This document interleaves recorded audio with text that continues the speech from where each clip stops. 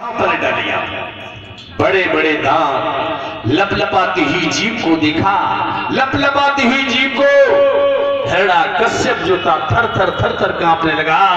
प्रभु मैं ये क्या देख रहा हूं। नरसिंह भगवान कहने लगे, हरामी तूने मेरे बालक को मारने में आज तक कोई कंजूसी नहीं की है, आज तू मेरे हाथों से बच नहीं पाएगा, बच नहीं पाएगा। अब याद करो तुमने वरदान क्या क्या मांगे थे। हिरण्यकश्यप कहने लगे, बस प्रभु वरदान तो मैंने मांगा था। क्या मांगा था? सबसे पहला वरदान तो ये मांगा था, न ऊपर मरे और न नीचे मरे। अब तुम जब बताओ लला ऊपर हो के नीचे, न तो श्रीमन ऊपर ही है और न नीचे ही है, जंघा पर लेटे हुए हैं। और कुछ मांगा था? हाँ मांगा था। क्या मांगा था? न बाहर मरे और न भीतर मरे। अब तुम बाहर हो के भीतर हो, जवाब दो श्रीमन, न तो बाहर ही है और न भीतर ही, न कमरा में ही है न बरामदा गई बीच देहरी। अच्छा, और कुछ मांगा था? हाँ, न दिन में मरे और न रात में मरे। अब ये बताओ, ये दिन है कि रात है? न तो श्रीमन दिन है और न रात है। फिर ठीक शाम का वक्त है, दिन मुदने वाला है। अच्छा, और कुछ मांगा था? हाँ, न आदमी से मरे और न पशु से मरे। ये शरीर मेरा दिखाई दे रहा है, ये आदमी का है या पशु का है?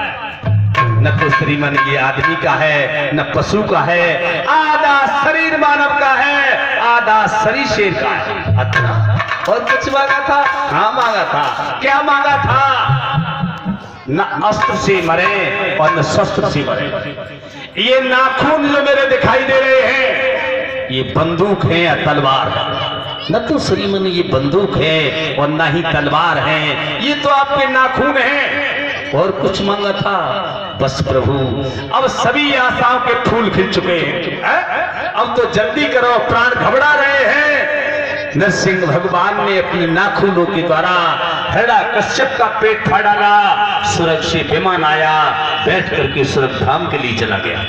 अब जाऊं शंका हो गई महाराज, काय बात की, इतना बड़ा पापी और भगवान का दुश्मन और फिर भी स्वर्ग धाम के लिए। लेकिन भक्तजनों, भगवान के हाथों से जिस प्राणी का उद्धार हो जाता है, मारा जाता है, उसका कल्याण हो जाता है, वो परम धाम वैकुंठ का अधिकारी बन जाता है। आज परम धाम को चला गया है। प्रमाण तो यहां तक मिला है कि हिरण्यकश्यप को इतना तेज गुस्सा था नरसिंह भगवान को, जो उनके सामने कोई जाने के लिए राजी ही नहीं था।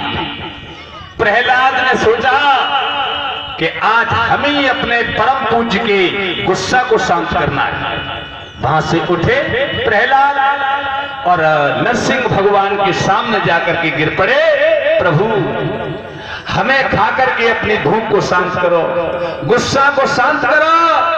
नरसिंह भगवान ने प्रहलाद को अपनी गोदी में लिटा लिया। धीरे धीरे उनके शरीर को चाट करके अपनी गुस्सा को शांत किया है। और शांत करने के बाद प्रहलाद से बोले, बेटा प्रहलाद, तुमने मेरे पीछे लाखों मुसीबतों का सामना किया है, तुम्हारे पास आने में मुझे टाइम लग गया।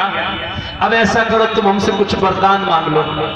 प्रहलाद कहने लगे, भगवान जब संसार समुद्र को मैंने पा लिया तो छोटे छोटे तालाबों की इच्छा मुझे नहीं करनी है, नहीं करनी है। भक्तजनों, फिर भी वरदान दिया है कि जब जब दुनिया में अवतार या जन्म हो तो यही पिताजी मिले, ऐसे पिताजी नहीं होते तो आज आपके दर्शन मुझे नहीं हो पाते।